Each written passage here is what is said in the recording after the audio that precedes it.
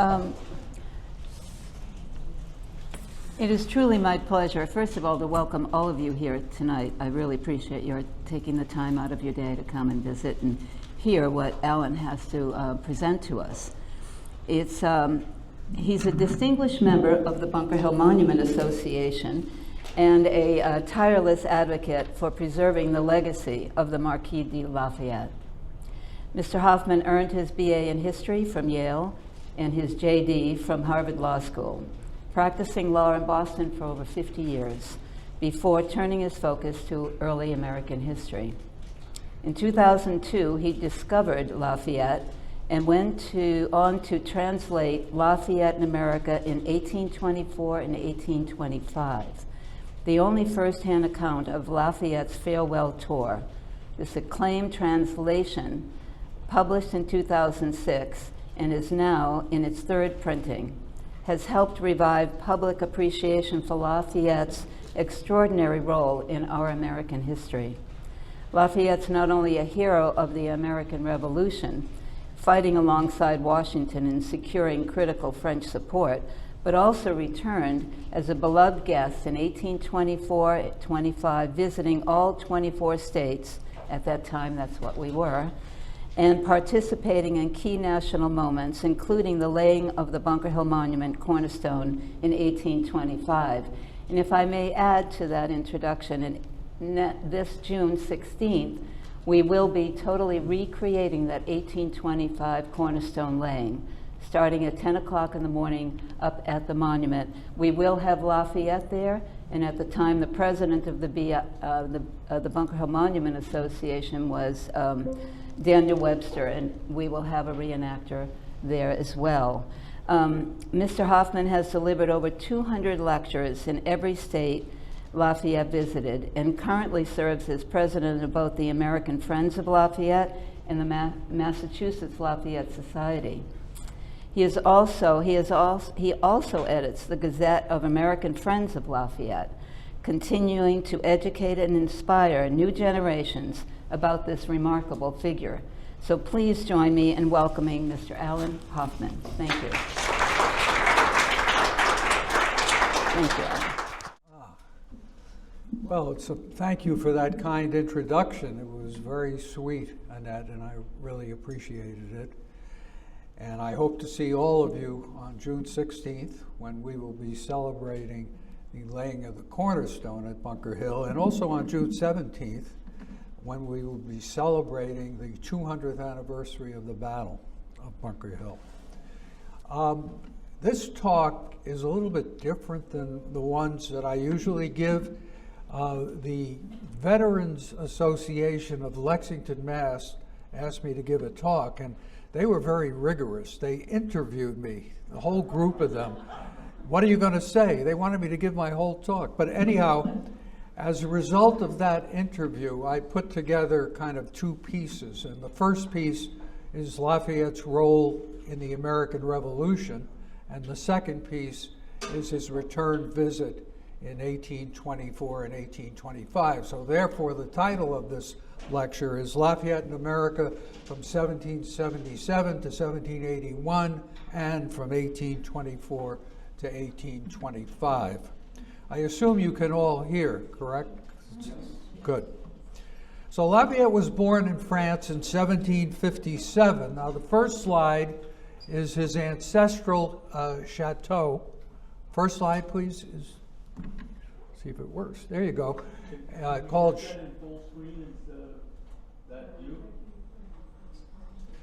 Well, it's not bad. Yeah. Well, that's helpful to me because I know what's coming. This is his ancestral chateau called Chavignac in the Auvergne region of France. Now he and Excuse me, I can't close the left. Would you prefer it be left open? I can close those. Yeah, close the left document recovery thing. Either way, I mean, I don't mind it the way it is. All right. So Lafayette inherited a prestigious title, the Marquis de Lafayette, when he was 2 years old, when his father was killed by British artillery in the 7 Years' War in 1759. He also inherited great wealth as a young preteen when both his mother and his maternal grandfather died. So he had the wealth of both sides of the family as a very young man. He traveled to America in April of 1777 to join our revolution on a ship which he purchased and provisioned with his own funds, carrying with him a purported commission in the Continental Army as a major general, which was the second rank in the Army. Only Washington was commander-in-chief. At the time, he was only 19 and a mere captain in the French Army, on furlough, no less. He was introduced to George Washington faithfully on July 31st, 1777 at a tavern in Philadelphia, and invited to join his staff and serve initially as a volunteer without a command. Washington didn't really know what to do with this young man. He was fed up with the French and other European officers who had come to America. They were arrogant, they couldn't speak the language, and all of a sudden, this young man was foisted upon him.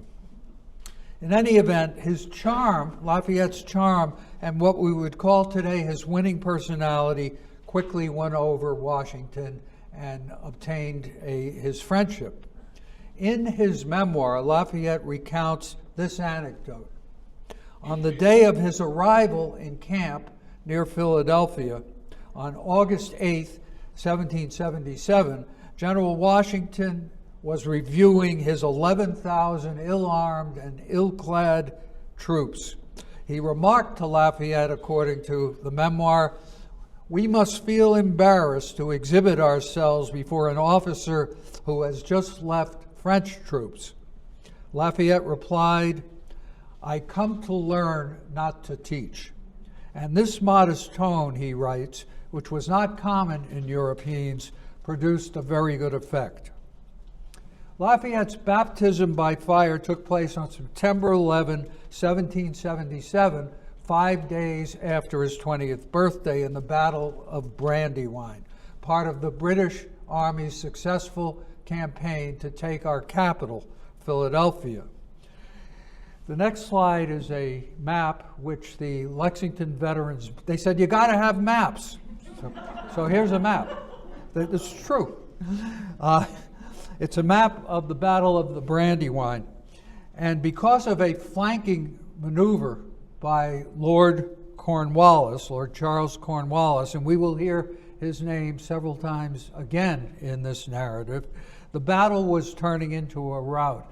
The British crossed the Brandywine up near the top of this chart. The Americans weren't expecting it, so their main force was at Chad's Ford, and they came across on another ford, and it was turning into a rout. And Lafayette got permission. He was on his horse. He got permission to join the fray. He galloped up to where the American troops were retreating. Had successfully turned them around to face the British so the army could escape. He was shot in the left calf, and when his boot filled with blood, he was carried off the field.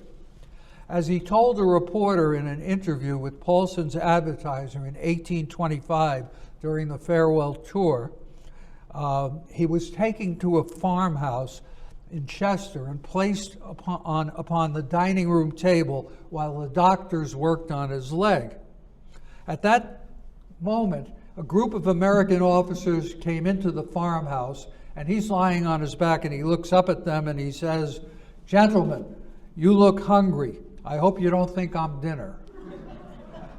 He had a nice, charming way about him. Recuperating with the Moravian community in Bethlehem, Lafayette missed the Battle of Germantown, but he rejoined the army and was sent on a reconnaissance mission in Gloucester, New Jersey on November 24th, 1777. There, he and his men attacked a column of Hessian soldiers, caused them to retreat, took some prisoners and returned to camp. Both General Nathaniel Greene and General Washington were duly impressed, especially as in his reports, Lafayette gave most of the credit to his troops. By November of 1777, Washington was so impressed with the young man's courage, prudence in war councils, and character that he petitioned the Continental Army to give him a field command. By December 19, 1777, when the Army entered its winter quarters at Valley Forge, Congress had approved, and Washington put Lafayette in charge of a division of 3,000 Continental soldiers, which was not an inconsiderable part of the entire Continental Army. The next slide is Lafayette being wounded and carried off the field at Brandywine, and the next one is Washington at Lafayette at Valley Forge. The year 1778 was full of action for the young Major General. In February, the War Board, the reigning civilian authority, sent Lafayette north to invade Canada against the wishes of Washington. When he arrived in the Albany area, he found troops ill-fed, ill-clad, unpaid, and short of ammunition. So he called the invasion off. While there, he traveled to the settlements of the Oneida, Americans' loyal ally, and assisted them with fortifications and recruited 47 warriors for the Continental Army who joined his division at Valley Forge. Shortly after Lafayette's return to Valley Forge in April, news of the Treaty of Alliance with France that had been signed on February 6, 1778, arrived, boosting the morale of the Continental Army. On May 18, Washington sent Lafayette with 2,200 troops, including the Oneida warriors, to find out what the British were doing in Philadelphia.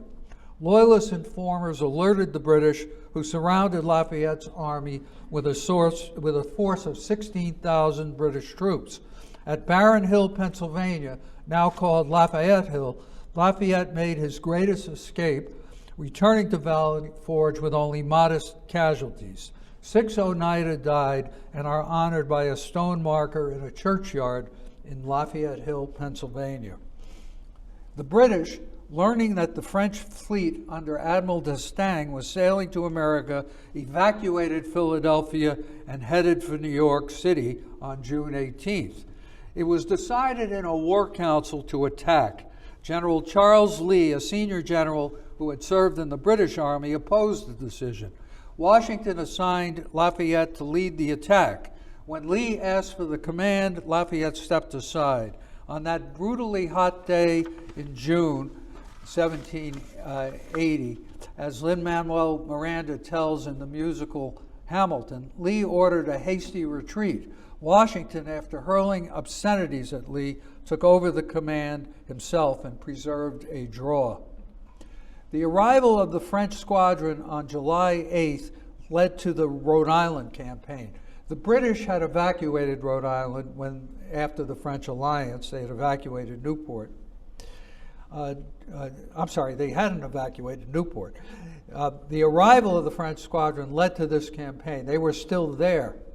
During the campaign, Lafayette and the troops that he and General Greene had brought from the American encampments in White Plains, New York, to support the invasion of Aquidneck Island reached the ramparts of Newport. The next slide is a map, and it shows it shows Aquidneck Island. There are 3 towns in Aquidneck Island: Portsmouth, Middletown, and Newport. And the American troops had reached the ramparts of Newport. After the French fleet having been... So what happened then was that the British fleet came up to try to save their men, and there was a naval battle in Rhode Island Sound. And during that battle, there was a nor'easter, and both fleets were battered. The next slide shows the French fleet near Newport. And what happened was the Count d'Estaing had been told, he wasn't really an admiral, he was a general, but he was in charge of the fleet. He had been told that if his fleet was damaged, he should go to Boston for repairs, which he did.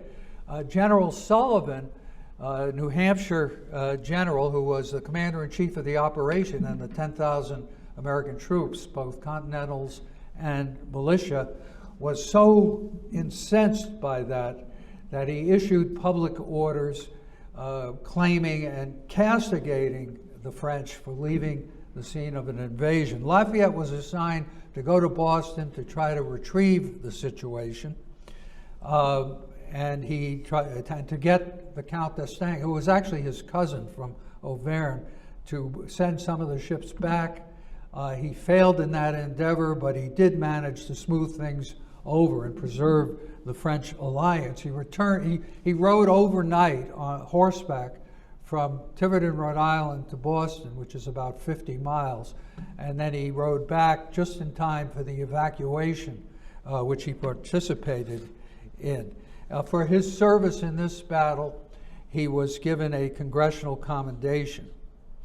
Lafayette returned to France on furlough from the Continental Army on the frigate Alliance on January 11, 1779.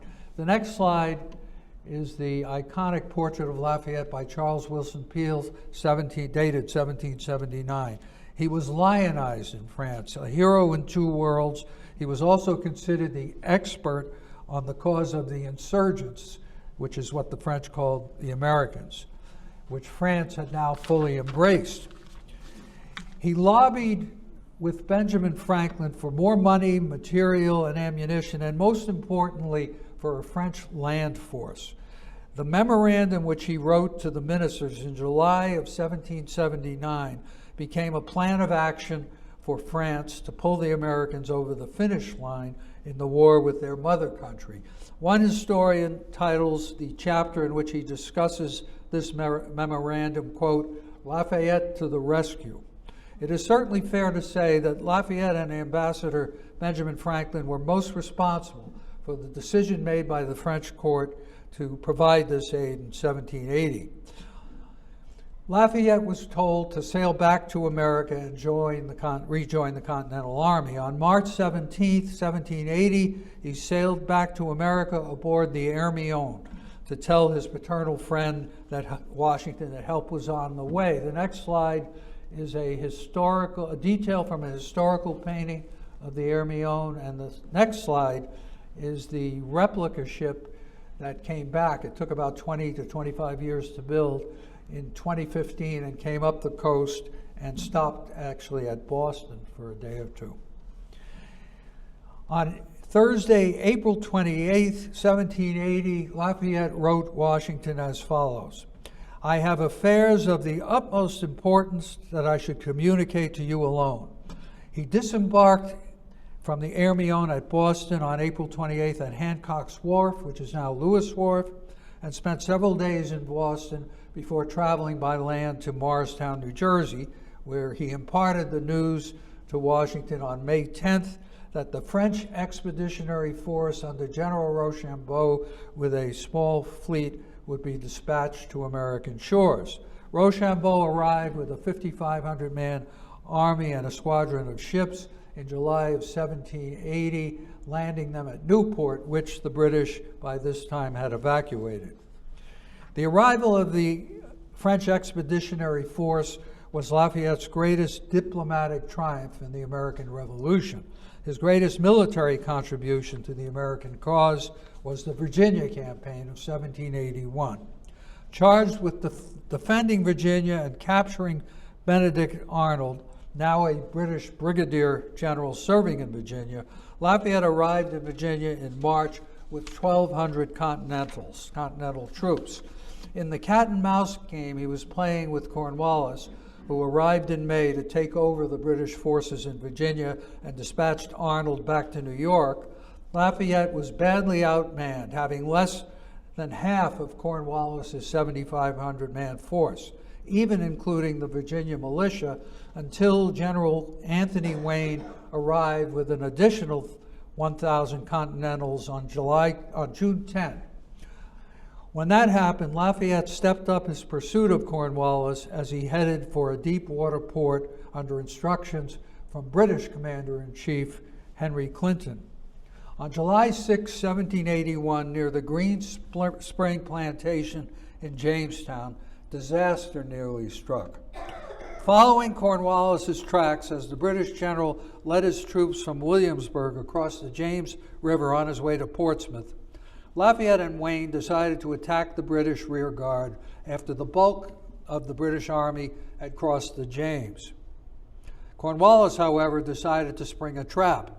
He sequestered a large part of the army, hidden from view about a mile from the American posse.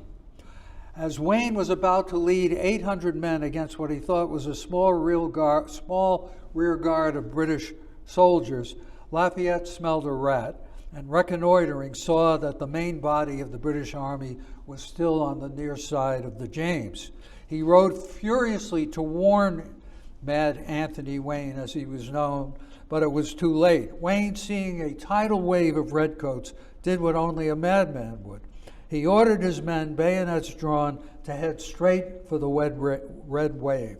The British were stunned and hesitated to press the advantage. Meanwhile, Lafayette galloped into the fray with another 500 troops, and the two generals managed to retreat with only modest casualties. As Lafayette wrote his brother-in-law, the Viscount de Noailles, who was with Rochambeau's army, on July 9, 1781, "This devil Cornwallis is much wiser than the other generals with whom I have dealt. He inspires me with a sincere fear, and his name has greatly troubled my sleep.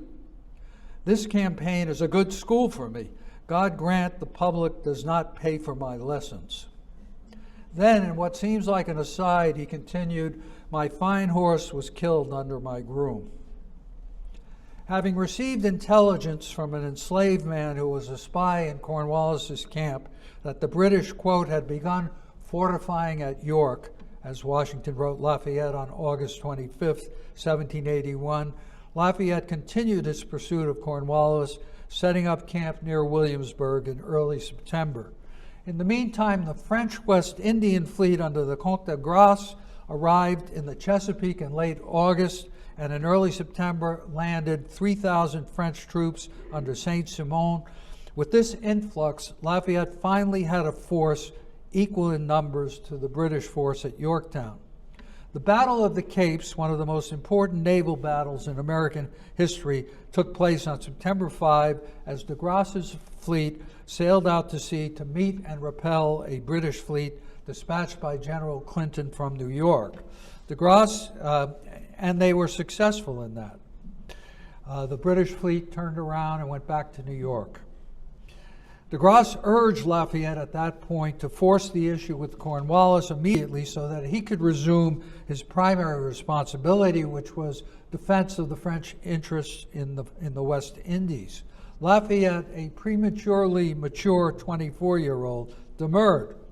He would not spend the lives of his forces in a battle of equals when he knew that Washington and Rochambeau would arrive shortly with forces that would double the size of those now under his command. He also believed that his paternal friend Washington and fellow countryman Rochambeau had earned the right to preside over what he believed would be the final act of the American Revolution. On September 14, 1781, Washington and Rochambeau and their troops arrived at Williamsburg. The siege of Yorktown, essentially orchestrated by French engineers and powered by French artillery, began on September 17. The last two British fortification redoubts, 9 and 10, fell on October 14th, the former stormed by French troops and the latter by American troops under Lafayette's overall command, with Alexander Hamilton commanding the troops. Yes, the code name of the operation was Rochambeau, and the troops were ordered to empty their muskets of ammunition lest an accidental fire spoil the surprise, as in Lin-Manuel Miranda's Hamilton.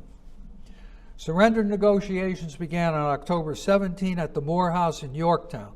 The Allied commissioners were Colonel John Lorenz, a friend of Lafayette's and Hamilton's, as we know from the musical, who had also been involved in the taking of Redoubt No. 10, and Lafayette's brother-in-law, the Viscount de Noailles. When the British soldiers refused to look at the Americans on surrender field on October 19th, Lafayette ordered the American band to play Yankee Doodle. According to one account, the British were so thin-skinned at this pleasantry that many of them smashed their guns in anger while laying them down on the slopes. The last major engagement of the American Revolution had ended with a magnificent Franco-American victory. The next slide is an engraving of Lafayette at Yorktown. He's pointing to the York River, and you can't see it very well, but the ships there, it was a French engraving made after a French painting from 1782. The figure of Lafayette may have been from life, but everything else is imaginary.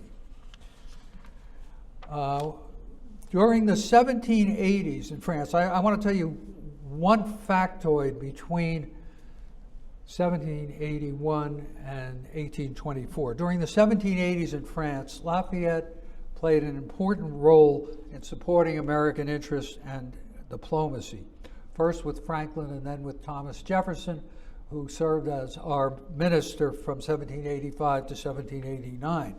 When Lafayette visited Monticello in November of 1824, Jefferson took him to an event at the University of Virginia. It was a dinner in Lafayette's honor in the newly built rotunda. There, Jefferson had a speech read for him because he was frail that talked about the achievements of American diplomacy when he was minister. They included the opening up of numerous ports to Americans' trade on favorable terms, including many products, including whale oil, tobacco, and the like. Lafayette also brokered a contract between the city of Paris and the whalers of Nantucket, Massachusetts, to light all the street lamps of Paris with Nantucket whale oil, thus saving the industry. In his speech, after he adverted to Lafayette's achievements, Jefferson said of Lafayette, "I only held the nail, he drove it," as only Jefferson could say. In 1786, the good people of Nantucket expressed their gratitude by dedicating 1 day's milk from every cow on the island to produce a 500-pound cheese, which they sent to Lafayette in France. Now, the next slide should be, this is a children's book that appeared in 1950. On the reverse jacket, which I may have with me actually, on the reverse jacket is a newspaper account that appeared in the Plymouth, Massachusetts newspaper, in which this town meeting at which this decision was made is described. I'm now going to turn to the farewell tour, which is how I got into Lafayette. I became very interested in the farewell tour when I read a book about our country in its Jubilee year, 1826, and the whole first chapter was about the farewell tour. I had never heard of it before, and that's how my interest in Lafayette started. Can you put up the next slide, please? In 1846, a New York printer published a colored broadside titled "The Pictorial History of the United States." In addition to depicting the seals of all the states and territories and printed information about the discovery, about the war, the American Revolution, the War of 1812, censuses from 1790 and 1840, and a list of eminent men, there are three major figures. Washington in the middle, to his left, Ben Franklin, and on his good right hand, General Lafayette. The next slide should be a close-up of those three figures. So, not Jefferson or Madison or Adams or Hamilton or even Jackson, who was very popular at this time, but a Frenchman under the title Pictorial of History of the United States. So, pretty surprising, right? I'm here to tell you not so much if you understand what Lafayette did. In the 19th and 20th century, Lafayette's reputation in America was extraordinary. He was already popular when he arrived in 1824. He was popular by virtue of his important role in the Revolution, his subsequent activities on behalf of his adoptive land, America, his close friendship with Washington, and his storybook life. However, this trip, during which he toured all 24 states and was treated as a conquering hero, reaffirmed his reputation and elevated him into iconic status in America. The best analogies I can think of is the excitement caused by the Beatles among young teenagers in the 1960s, or the excitement caused by John Paul II when he visited the United States in 1979. The result was that Lafayette's name was firmly imprinted on the American psyche. When state banks printed legal tender, Lafayette's face appeared on bills in more states than any other person except George Washington. Scores of counties, cities, towns, and townships, approximately 80 in number. I know this because on a rainy Sunday, about 10 or 12 years ago, I had a Rand McNally atlas, and I went through all the indexes of each state looking for towns, cities, townships, counties with the names Lafayette, Lafayetteville, which is another form of it, Fayette, Fayetteville, LaGrange, we say in America LaGrange, which is his estate, and I'll show you a slide of that now. Can you show the next slide? That's the Chateau LaGrange. Lafayette lived there from 1779 to 1834. And the next slide, that's the front picture, and the next slide is the rear picture. So there are 6 forms. There's also a LaGrangeville. New York State has all 6 names among its towns. There are many LaGrange counties, actually. There are at least 5 or 8 LaGrange counties. There are also countless streets, squares, and parks named for Lafayette. There are 8 in the city of Boston alone and 12 in the 5 boroughs of New York City.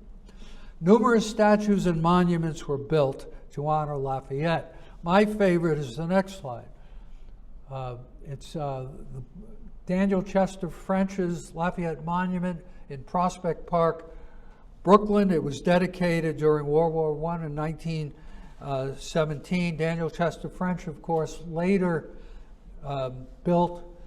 sculpted and built the Lincoln Memorial in the 1930s. After France gave America the Statue of Liberty, America wanted to reciprocate. An equestrian statue of Lafayette by Paul Wayland Bartlett was given to France in 1908. It was called the Children's Statue because it was paid for by the funds that thousands of American school children raised, the coins that they raised, and that was how the commission was paid for. It stood outside the Louvre until in about 1960, the I.M. Pei Pyramid, which we saw in the movie The Da Vinci Code, was constructed, at which point it was moved to a much less conspicuous location on the right bank of the Seine. The next slide is the children's statue. An exact copy of the children's statue was built in Hartford, Connecticut, behind the State House, except the base is much shorter. There's a story about that. It was constructed or installed when Governor Ella Grasso was the governor, and she looked out her window and saw the rear of the horse and ordered it turned around. So now it faces the State House. That's a true story. I'll show you one more slide. Washington and Lafayette at Lafayette Square on the southern tip of Morningside Park in Manhattan. It was built by Bartholdi, the sculptor of the Statue of Liberty. Mount Lafayette was named by the people of New Hampshire in 1824, and Lafayette College was named in 1826 in Easton, Pennsylvania, as a result of Lafayette's visit to Philadelphia. There's a Lafayette Lake in northern Florida and a Lafayette River in southern Virginia. Now, Lafayette decided to return to the United States one last time after he received President Monroe's invitation in early 1824. In July, he departed for America with his son, George Washington Lafayette, with Auguste Levasseur his private secretary, who kept a journal of the trip, which is Lafayette in America in 1824 and 1825. This trip, the farewell tour, was a unique event in our history, if not the history of the world. You may think that what I just said is hyperbole. However, I'm not alone in expressing that opinion. His contemporaries felt that way. One of them is Edward Everett. Edward Everett has a connection to Charlestown, the Edward Everett House. He lived here for about 10 years, starting in the early 1830s. He was a Renaissance man. He was a professor. He was a president of Harvard College, which is the job he hated the most. He was a politician, a congressman. He was appointed to the Senate. He was an author, an orator. He was a diplomat. In the 1850s, he went on a speaking tour to raise money. He wrote a book about a biography about George Washington to raise money for Mount Vernon, and he gave the Mount Vernon Ladies Association $10,000 from the proceeds of his tour. So he was quite a man. He also was a vice presidential candidate, and he spoke at Gettysburg for 2 hours after Lincoln's Gettysburg Address. They wrote each other letters praising their speeches. Well, in any event, he wrote a review of Lafayette. It was the French version, Lafayette en Amérique, on 1824 and 1825.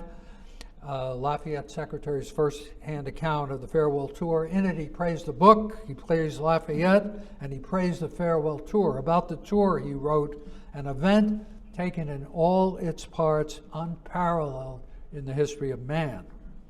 Here is this 67-year-old man, tall but somewhat portly, who walks with a limp and a cane and wears a hairpiece, who has wielded no military power or governmental authority since 1792 when he served as a general in defense of France, who then held no public position either in his own country or his adoptive land, America, and he is treated like a conquering hero, a Caesar or an Alexander, for 13 months in every corner of this vast country.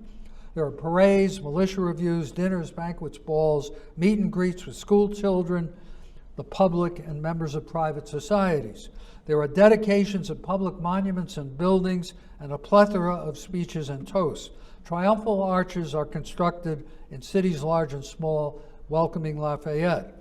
Americans of all races, each gender, and of every age wanted to touch this man who had done so much for their country. A whole cottage industry of consumer goods was created.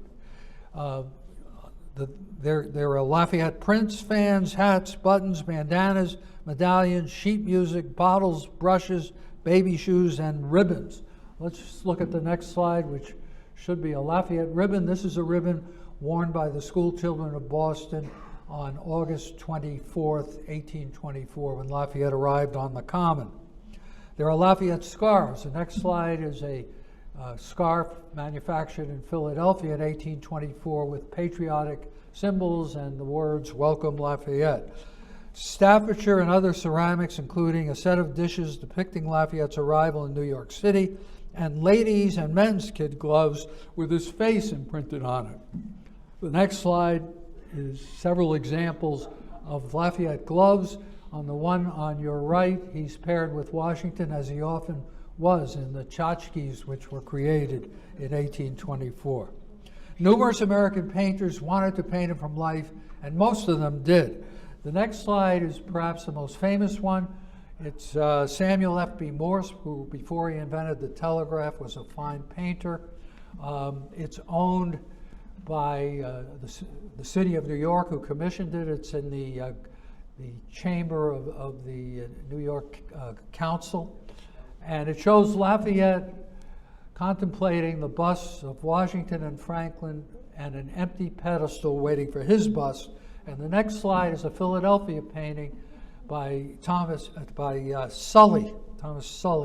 Now, if you ever wanted, you can see the difference between these two. If you ever wanted your image preserved in the most favorable light for posterity, you hired Sully. I mean, every painting makes you look better than you really were in life.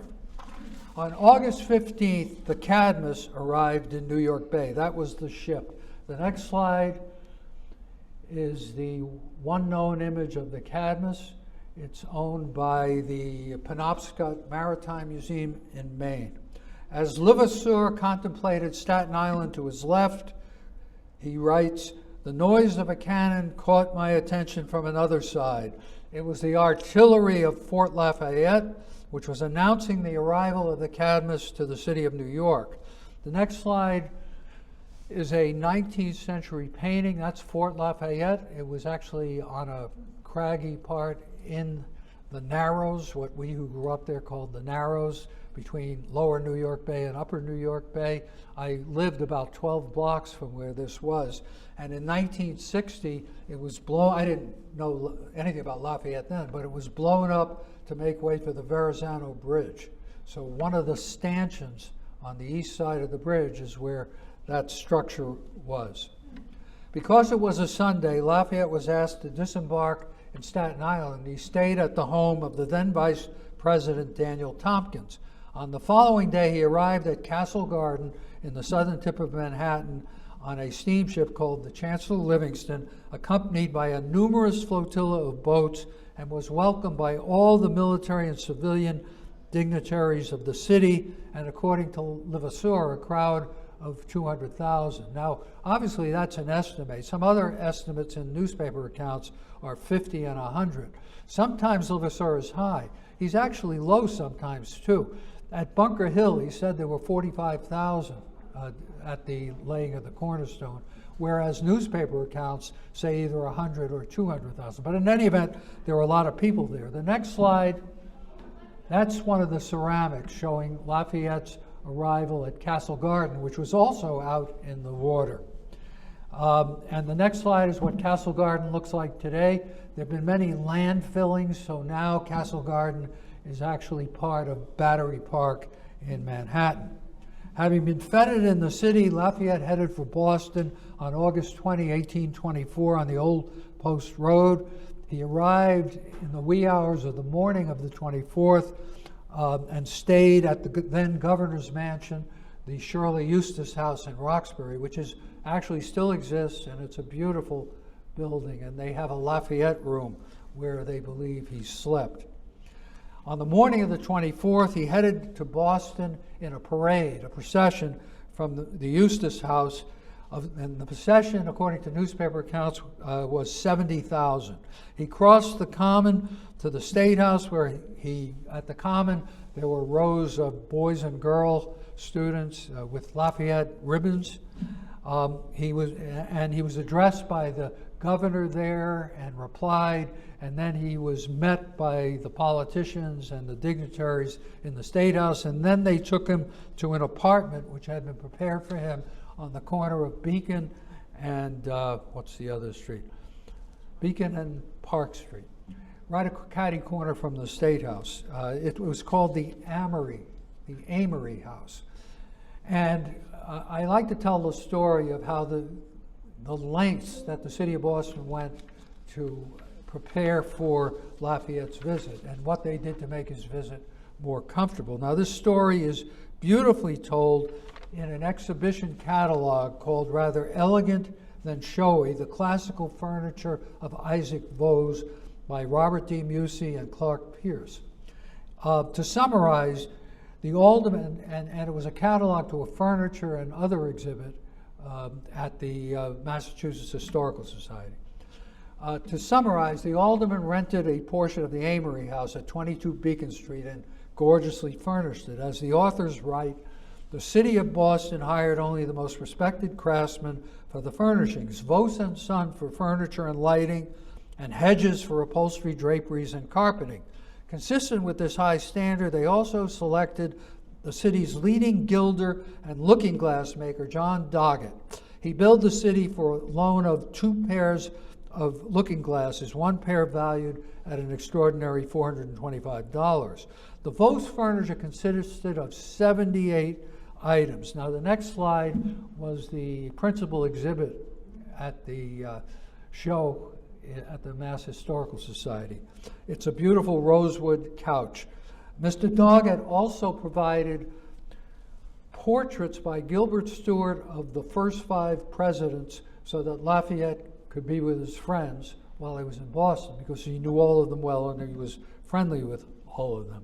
Moreover, the city hired a barouche with 4 white horses for Lafayette's use. Now, after he left Boston on September 2nd, the city conducted an auction to try to recoup some of its investment to keep Lafayette happy while he was in Boston. On the afternoon of the 24th, there was a dinner at the Exchange Tavern. According to the local press, Lafayette visited John Hancock's widow at her home in the evening. He knew the Hancocks from the American Revolution, had spent time with them. This visit is memorialized in a book written by Louisa May Alcott called An Old-Fashioned Girl.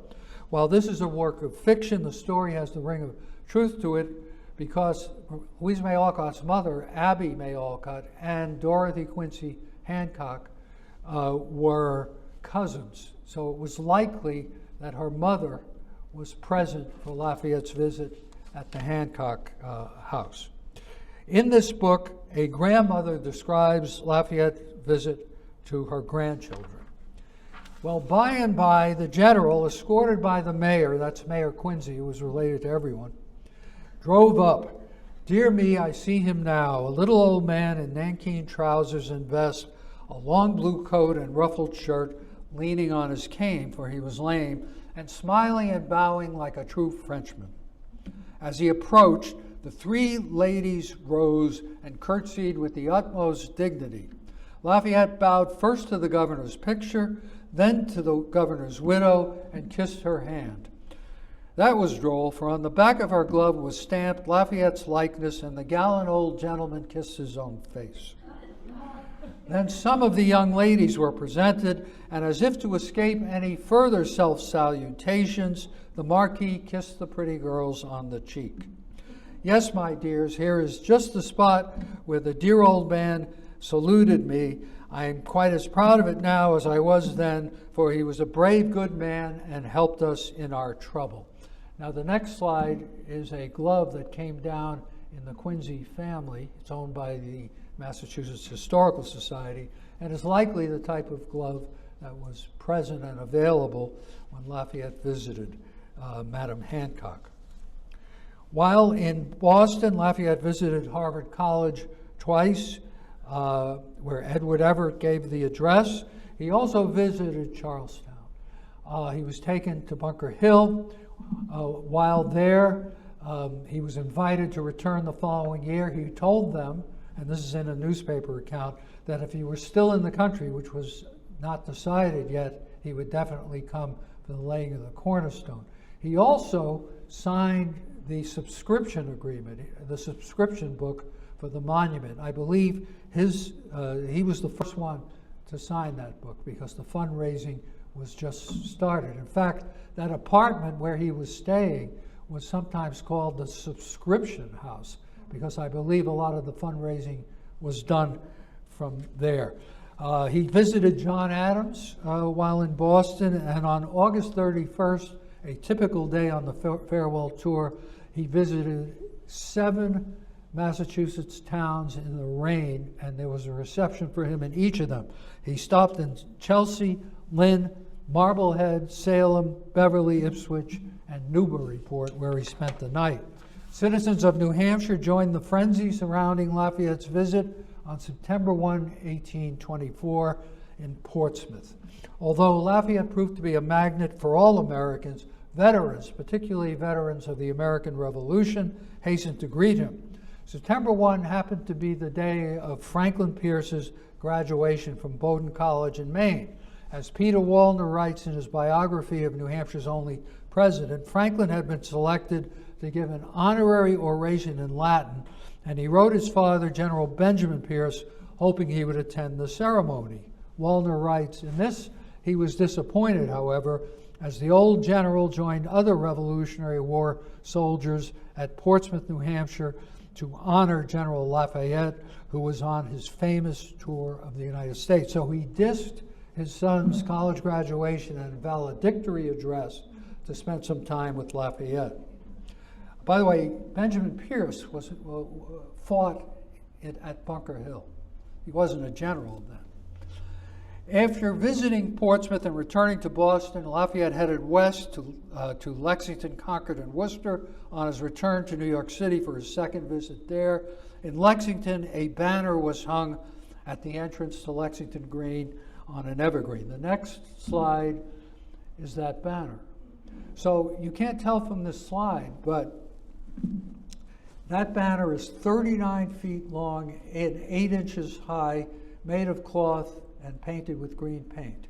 It was about 5 or 10 years ago it was restored, and it's on exhibit right now, actually. The Lexington Historical Society has an exhibit about Lafayette's visit at one of their 3 homes, but they don't display it in all its splendor. They have it in about a 5 or 6 foot case, so you only get to see about a fifth or a sixth of it, actually a seventh or an eighth of it.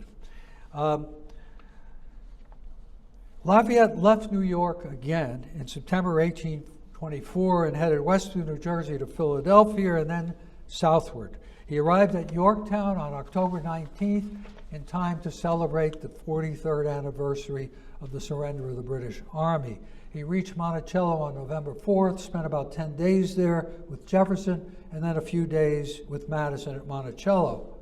Lafayette spent much of the winter of 1824 in Washington City, making a number of side trips to Virginia, Maryland, and Pennsylvania. Although his original intent was to only visit the first 13 states, by that time he had received invitations from all the other states, probably through their representatives in Congress, and he decided to accept them. So on February 23rd, he began his southern and western campaigns. After stopping in several places in Virginia and North Carolina, he entered South Carolina.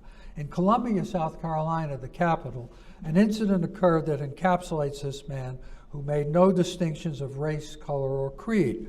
In many of the several states, local officials had decreed that slaves as well as freedmen should be kept away from all the public ceremonies and parades honoring Lafayette. The reason for this was that Lafayette was a well-known abolitionist, and they were concerned about his influence on their slaves.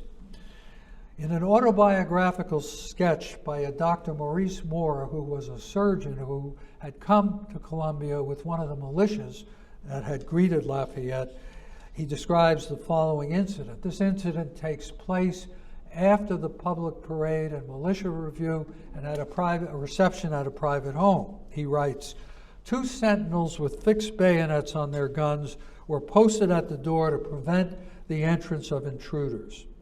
Officers, however, were allowed to enter unquestioned. Here I saw a strange but present incident transpire.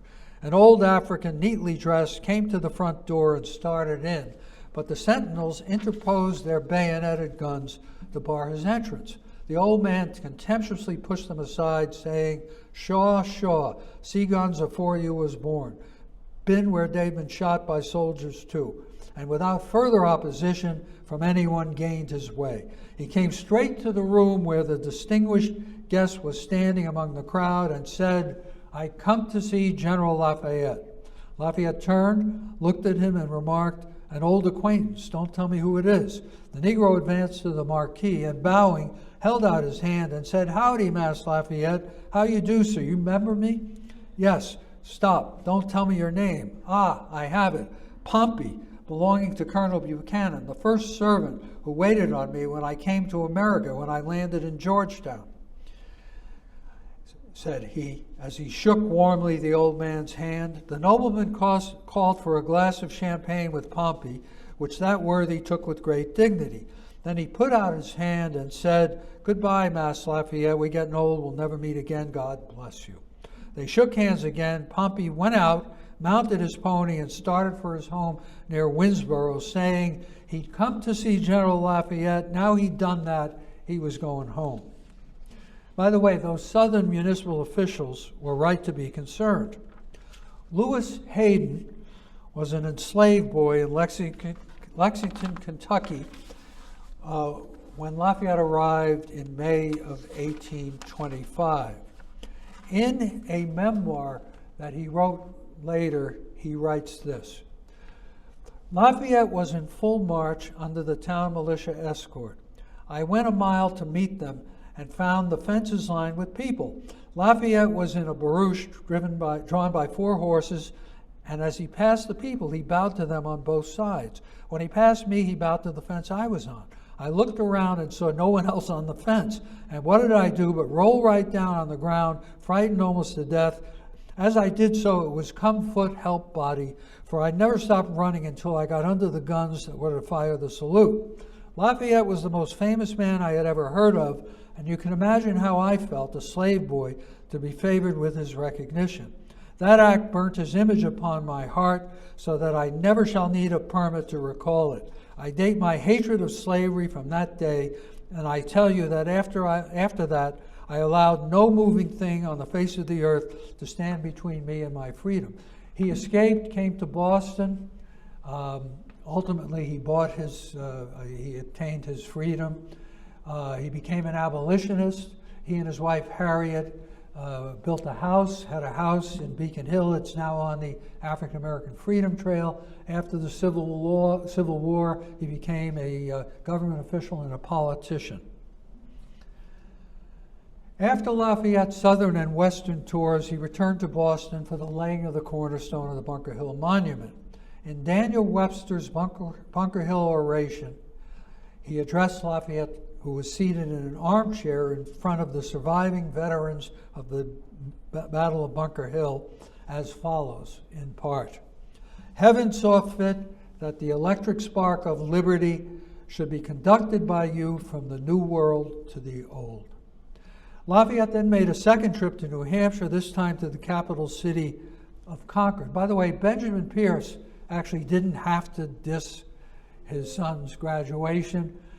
Lafayette did come to Concord. Benjamin Pierce was all over the banquet that was held for 700 people on the State House lawn. There were 200 American Revolutionary War veterans. He scooped Lafayette's wine glass. There were 35 toasts, so the wine was flowing freely, and it's one of the prized possessions of the New Hampshire Historical Society. Lafayette headed east to go to Maine because there were 2 states he hadn't visited.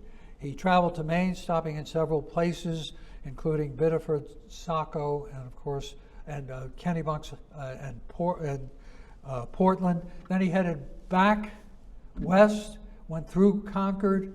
They gave him a gift of the map of the state of New Hampshire, and he headed towards Vermont. On the evening of the 27th, he slept at Claremont, which is right on the Connecticut River, and on the 28th, he got in a wagon, the next slide, what they call a basket wagon. It was a ceremonial wagon owned by one of the town fathers, Dr. Jarvis, and it transported him to Windsor, where the Vermont authorities met him and brought him across the river into the 24th state that Lafayette was to visit. After Vermont, a few days in Vermont, he traveled back to New York City for the July 4th.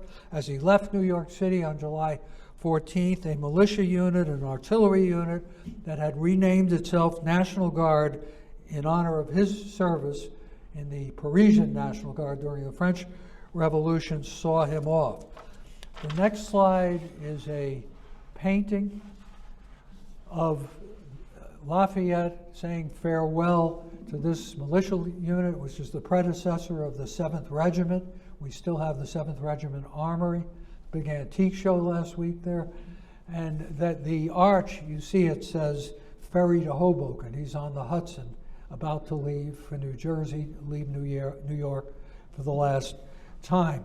There's a poster of this that the National Guard makes available. They have a warehouse with thousands of them. So whenever I need them, I have them send me another 50. But the legend on the poster tells this story, and it says, by the end of the 19th century, every state militia in the country had renamed itself National Guard. That's why it's called today the Massachusetts National Guard instead of the Massachusetts State Militia. In his journal, Levasseur chronicles Lafayette's visits with his old friends John Adams, Jefferson, Madison, Monroe, and John Quincy Adams, who he knew when John Quincy Adams was a teenager and later when he was a diplomat in Europe, and his new friend Andrew Jackson, who he met during the tour. And through Levasseur's eyes, we get glimpses of the characters of these early American leaders. Jefferson is the ever-gracious host. Levasseur comments on, quote, the good appearance and cheerfulness of the Negroes in Monticello as attesting to the humanity of their master, but elsewhere describes slavery as a crime against humanity and advocates for the education of blacks and gradual emancipation, reflecting Lafayette's well-known anti-slavery views. At Jackson's home in Tennessee, Lafayette has shown pistols that he had given to Washington in 1778 and now belong to Jackson. They had been given to Jackson in 1824 while he was campaigning for president by a member of the Jackson family who had the member of the Washington family who had inherited them. When Lafayette recognizes them and comments that, quote, he felt true satisfaction in finding them in the hands of a man so worthy of such a legacy, Jackson blushes, and Levasseur writes, his eye gleams as on a day of victory. The next story that I'm going to tell you takes place on August 6th, 1825. Lafayette is living in the White House. In the morning of that day, General Lafayette says to his host, President John Quincy Adams, I'd like to pay my respects to your predecessor. The president organizes an expedition to visit James Monroe in Virginia. Adam paid the toll for the bridge that spanned the Potomac River. As the traveling party crossed the bridge, the toll taker caught up with them, shouting, Mr. President, you're 11 cents short. As they counted carriages and passengers, because the toll depended upon that, the toll taker noticed Lafayette, the nation's guest, and said that no toll was due for him. I'll take a toll for you, Mr. President, but not for Lafayette. The president refused the discount, saying that they were on a private mission to visit a friend. After the counting was completed, President Adams paid the 11 cents and the carriages proceeded on the road to Oak Hill in Virginia. Lafayette's secretary, Auguste Levasseur, in his journal of Lafayette's farewell tour, remarked, thus, during the entire course of his travels in the United States, the general was subject only one time to the common rule of paying tolls, and it was precisely the day when he was traveling with the head of state, a circumstance that in every other country would have probably conferred on him the privilege of not paying. So that's the only day that a toll was paid for Lafayette. While in America, Lafayette was the first foreigner to address a joint session of Congress and was addressed by Speaker of the House, Henry Clay, who called him a faithful and fearless champion of liberty. Congress voted Lafayette a national reward, $200,000 and 23,000 acres of land in northern Florida, and that was not chump change. In 2015 calculations, $200,000 was about $3.1 million. He was one of the earliest travelers on the Erie Canal in 1825 as he returned from the west to Boston for the Bunker Hill dedication. Lafayette died on May 20, 1834, and was buried in Pequot Cemetery in Paris. There's a dispute, by the way, about whether American soil was placed on his grave and whether it was from Bunker Hill. I feel reasonably confident, number one, that yes, there was American soil placed on his grave, and yes, it came from Bunker Hill. There are newspaper accounts about a shipment in 1829 of a cask of soil to Lafayette from Bunker Hill, and the selectmen approved it. The request was made, and they approved it. After Lafayette died, President Jackson gave Lafayette the same military honors as John Adams had ordered on Washington's death. America mourned. There were eulogies in churches and state legislatures and private societies. On December 31, 1834, John Quincy Adams, now a congressman, gave the official eulogy of the United States. Now I'm going to end this speech, or this presentation, with an obituary, not of Lafayette, but of an obscure Philadelphian, at least he's obscure today, by the name of David Kramer. Now, David Kramer died in Philadelphia during the blizzard of 1888. He didn't die of the blizzard, but he died during it. Is there one more slide, or is that the last one? That's the last one. Okay, good. So the obituary starts, and this part is in all caps, "A man who knew Lafayette dead. David Kramer died on Monday evening, the 12th, after several months' illness of a complication of diseases in the 73rd year of his age." So he was 73 in 1888. He many years ago resided in Philadelphia, where he was a contractor and erected many fancy buildings for the leading men of that city. He was also a member of the F&AM, the Freemasons, Carpenters Association, which was a high-end guild, and the IO of OF, the Oddfellows, and at one time was an active member of the city council. Now here's the punchline. In his youth, he had the pleasure of seeing and conversing with General Lafayette during his last visit to America. Well, if you do the math, David Kramer, who was a pretty accomplished man, a builder, a city councilman, he joined some very important and prestigious organizations. He was 9 years old when, along with 5,000 other Philadelphia school children, the newspapers say that 70 schools each sent 70 students. He met Lafayette outside Independence Hall on October 4, 1824, and that was apparently the most important event of his long and useful life. Thank you.